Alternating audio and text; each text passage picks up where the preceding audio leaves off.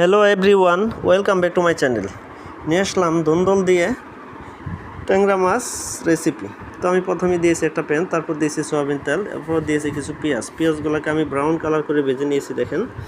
এরপর দিয়ে দেবো আমি হালকা একটু আদা রসুন পেস্ট দিয়ে এটাকে একটু ফ্রাই করে নেব, সুন্দর করে স্মেলটা দূর করে নেব। তারপর দিয়ে দিলাম পরিমাণ মতো লবণ, হলুদের গুঁড়া, মরিচের গুঁড়া, জিরার গুঁড়া, ধনিয়া গুঁড়া।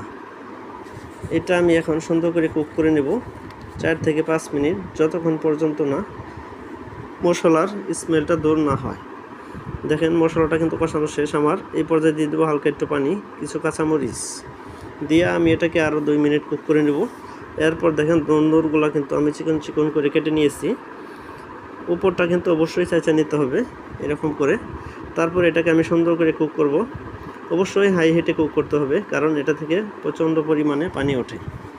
দেখেন এরপরে আমি কিছু পানি অ্যাড করে দিলাম পরিমাণ মতো, আমার যতটুকু পানি প্রয়োজন।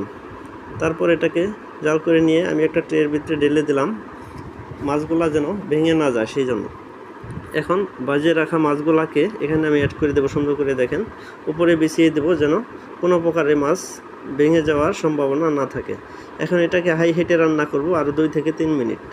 3 মিনিট পর দেখেন আমার রেসিপিটার আকর্ষণ